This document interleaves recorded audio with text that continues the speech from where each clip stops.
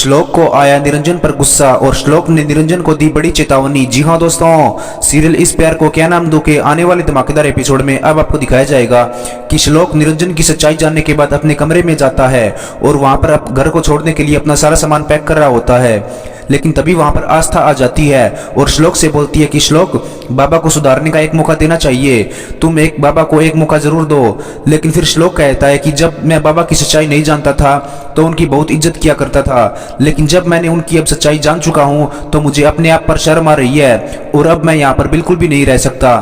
और तुम्हारी तो बाबा ने जान लेने की कोशिश की थी ना, फिर भी तुम बाबा को मौका देने की बात कर रही हो।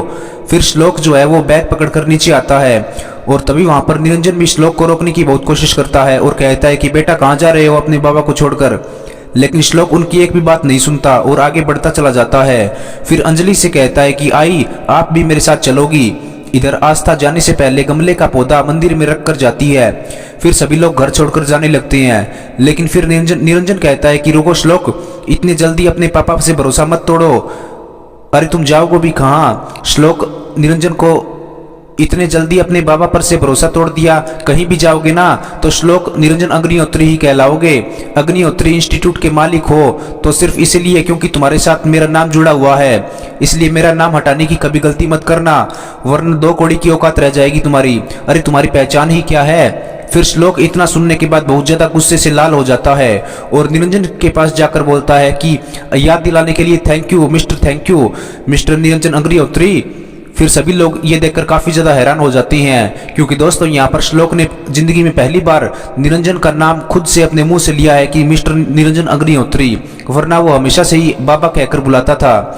और फिर श्लोक बोलता है कि आज के बाद से आप सिर्फ और सिर्फ मिस्टर निरंजन अग्निहोत्री हो और अब हमारे बीच कोई रिश्ता नहीं है। और मुझे दुख सिर्फ इस बात का है कि मैंने आपको भगवान माना और आपकी पूजा की, और दुख इस बात का भी है कि मैं आपका बेटा हूँ।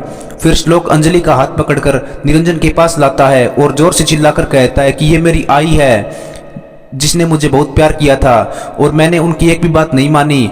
जिंदगी भर ये तरसती रही कि मैं उनको आई कहकर पुकारूं, लेकिन आपने तो कभी भी इन्हें मेरे आई होना ही नहीं दिया। अरे मुझे आप पर शर्म आती है।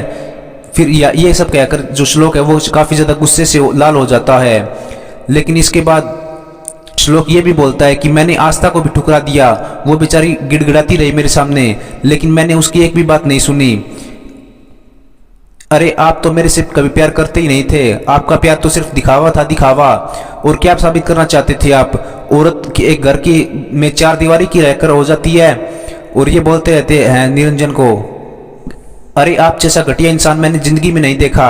अरे आप तो औरतों को नीचा दिखाने में मजा आता है ना आपको, औरतों को जलील करने में भी आपको मजा आता है। आज मुझे आपकी सारी सच्चाई का पता चल चुका है क्योंकि आपने ना औरतों को अपने से दूर होने ही नहीं दिया और जिस हिसाब से आपने अपनी मर्जी से जिया है और औरतों को भी वैसा रखा है और आपने औरतों को कभी भी परमिशन नहीं दी। फिर श्लोक काफी ज्यादा गुस्से से चिल्लाकर कहता है कि आई यहाँ से, और फिर वो कहता है कि बस बहुत हो गया। फिर निरंजन की तरफ सारे लोग देखने लगते हैं और फिर निरंजन श्लोक से कहता है कि मैं तुम्हें नहीं रोकूंगा, नहीं। फिर निरंजन श्लोक से बोलता है कि श्लोक जाओ, अब मैं तुम्हें नहीं रोकूंगा, निकल जाओ मेरे घर से, और तुमने मुझे निरंजन अग्निहोत्री कहकर अपना हक खो दिया है। फिर श्लोक निरंजन को उंगली दिखाकर कहता है कि अरे आप होते भी कौन हैं? आपके इस सड़िए से घर में कोई नहीं रहेगा और आप चिंता मत कीजिए, आगे से मैं अपने नाम के आगे अग्निहोत्री का नाम हटाकर ही लिखूंगा। और फिर श्लोक अपनी घड़ी, अपना पर्स और फोन सब कुछ निकालकर आगे रख देता है और आस्था से भी अपने गहने निकालने को बोलता है। फिर आस्था अपनी चूड़ी, अपने कंगन और अपने झुमके सारे गहने निकाल कर रख देती है और फिर श्लोक बोलता है कि आस्था मंगलसूत्र को भी उतारो। फिर आस्था बोलती है कि श्लोक मैं इसे कैसे उतार सकती हूँ? फिर श्लोक बोलता है कि आस्था तुम्हें याद है मंदिर में मैंने तुम्हें काला धागा बांधा था और जिस मंदिर में भगवान के सामने मैंने तुम्हें पहनाया था, मुझे बहुत खुशी है कि मैंने उस दिन तुम्हें काला धागा बांधा, शायद भगवान ने भी मुझे इसलिए ये बंधवाया था तुमसे। फिर आस्था रोते हुए अपना मंगलसूत्र उतार देती है और फिर इसको देखकर अंजलि और सोजल भी अपने सभी ज्वेलरी वगैरह निकाल देती है और इधर निरंजन एटीट्यूड में देखता रहता है। और इसके बाद अंजलि मंदिर के पास जाती है और एक लाल रंग की पोटली को पढ़कर आती है और फिर श्लोक उनको कहता है कि देखो आई, हमें इसकी कोई जरूरत नहीं है। फिर अंजलि बोलती है कि श्लोक इन गहनों को मेरे आई बाबा ने मुझे दिया था तो इस पर भी मेरा ही हक है। और फिर श्लोक कहता है कि एक और चीज यहाँ से लेकर नहीं जा सकता।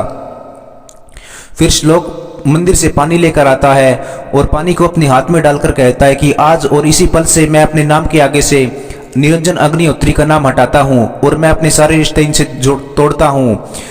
इनके साथ जो भी रिश्ते थे वो अब सारे के सारे मैं आज तोड़ देता हूँ। और इतना कहते ही श्लोक अपने हाथ का पानी नीचे गिरा देता है और शपथ ले लेता है।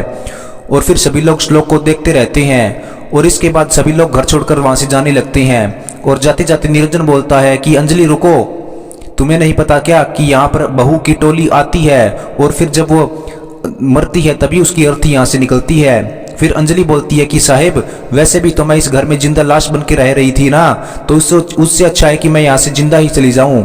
और फिर श्लोक अंजलि का हाथ पकड़कर वहां से जाने लगते हैं। और दोस्तों फिर यहीं पर एपिसोड समाप्त हो जाता है। तो दोस्तों अब आगे श्लोक और आस्था की जिंदगी कैसे होगी ये तो आने वाले एपिसोड में ही पता चलेगा। इसलिए आने वाला एपिसोड सबसे पहले देखने के लिए वीडियो के नीचे सब्सक्राइब का बटन दिखाई दे रहा होगा, इसे दबा दीजिए। जी हाँ दोस्तों, आप ही से कह रहा हूँ सब्सक्राइब कर लो, पैसे थोड़ा ना मांग रहा हूँ यार। Thanks for watching this video.